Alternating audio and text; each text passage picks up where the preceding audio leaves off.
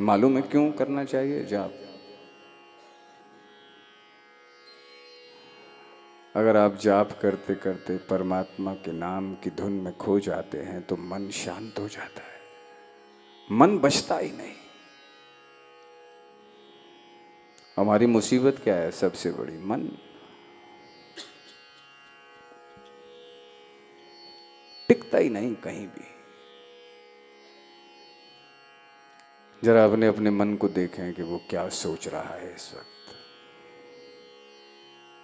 मौन होकर आंख बंद करके अपने अपने मन को देखें, कहाँ हैं हम? क्या हम वास्तव में भजन पे बैठे हैं या अभी भी कहीं ना कहीं कुछ ना कुछ खिड़कियां खुली हुई हैं, वहां से हवाएं आ रही हैं, मन नहीं लगता। यही इंसान की सबसे बड़ी समस्या है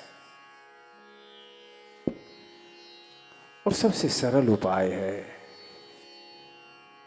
एक ही नाम का जाप करते रहें, जाप करते रहें, मन खो जाता है। सरल उपाय है। जाप नहीं कर सकते तो लंबे लंबे श्वास तो ले सकते हैं। लंबा गहरा श्वास भरें छोड़ें, भरें छोड़ें, मन खो जाएगा।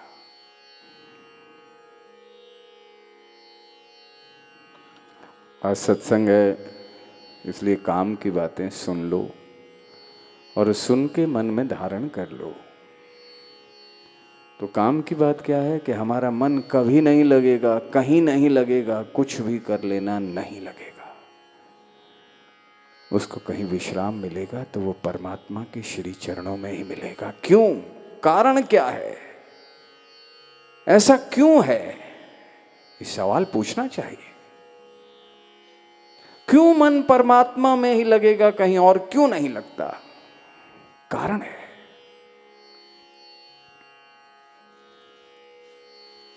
आप अग्नि को देखो, ज्योति जलती है, उसकी लौ कहां जाती है? नीचे या ऊपर? कहां जाती है?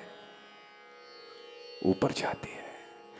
कभी भी अग्नि को जलते हुए देखना, उसकी लौ ऊपर को उठेगी। क्यों?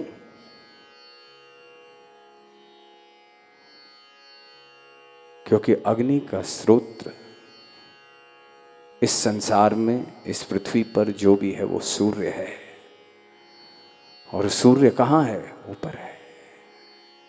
वो उससे मिलना चाहती है, उसमें एक हो जाना चाहती है। दूसरी तरफ पानी को देखो, क्या ऊपर को जाता है कि नीचे को? जल कहां बहता है?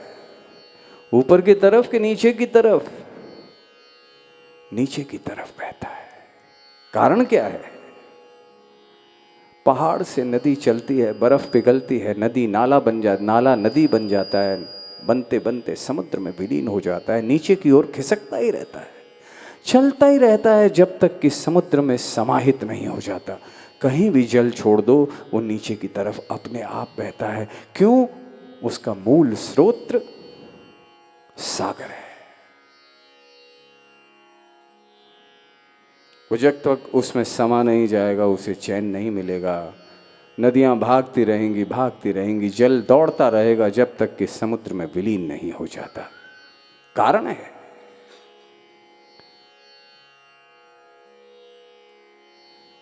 जीव कहां से अलग हुआ?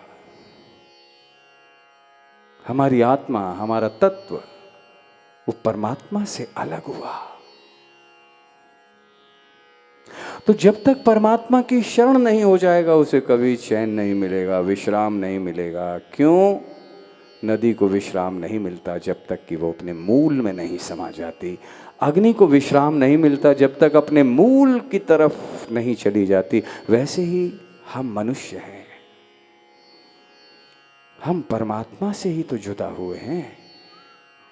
जब तक उसकी शरण होकर उसके आनंद को उपलब्ध नहीं हो जाते तब तक मन बेचैन ही रहेगा, भटकता ही रहेगा। बात इसकी नहीं है कि तुम्हारे पास कितनी धन है, सुविधाएं हैं, नहीं हैं, क्या है क्या नहीं है। बेचैनी बनी रहेगी, हमेशा बनी रहेगी। कुछ भी कर लेना, तुम्हें लगता हो शायद ये काम हो जाए फिर मैं शांत हो जाऊंगा, काम हो जाएंगे तुम शांत नहीं हो पाओगे। कुछ भी करके देख लेना, मन में शांति अगर आएगी तो परमात्मा के द्वार से ही आएगी और कहीं से नहीं आएगी। बेचैनी अगर मन की मिटेगी, मन की प्यास मिटेगी तो परमात्मा के श्री चरणों में ही मिटेगी। तुम किसी को भी मानो, लेकिन मानो। तुम किसी की भी शरण हो जाओ, लेकिन शरण हो जाओ।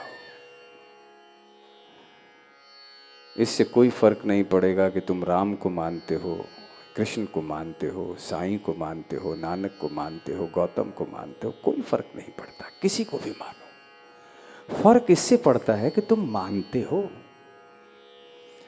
तुम कहाँ शीश झुकाते हो कोई फर्क नहीं पड़ेगा, तुम शीश झुकाते हो इससे फर्क पड़ेगा। इसलिए जान लो, सीधा सा नियम है कि जो अपने मूल जहां से अलग हुआ है वहीं जाकर उसे विश्राम मिलता है। तो मनुष्य की आत्मा, उसका मन, उसका सब कुछ परमात्मा के श्री चरणों में ही चैन पा सकता है, विश्राम पा सकता है, कहीं नहीं पाएगा। इसलिए अपने मन को समझो, उसको जानो, समझ लो। बाकी सब चीजें बेकार हो जाएंगी, कोई काम नहीं आना, किसी ने नहीं आना। न पुत्र न पुत्री, न धन न वस्तु, न माया, न सुख न सुविधाएं, कोई काम नहीं आएगा, आता भी नहीं है। मन में वहम है। काम आएगा तो परमात्मा का नाम ही काम आएगा, कुछ काम नहीं।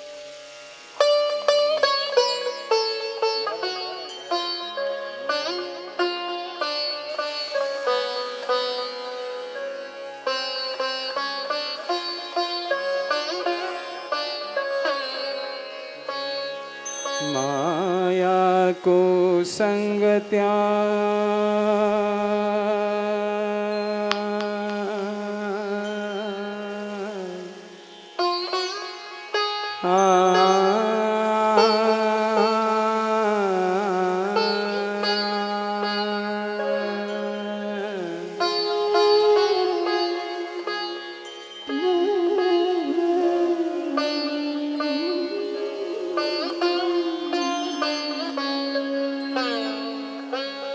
एक शब्द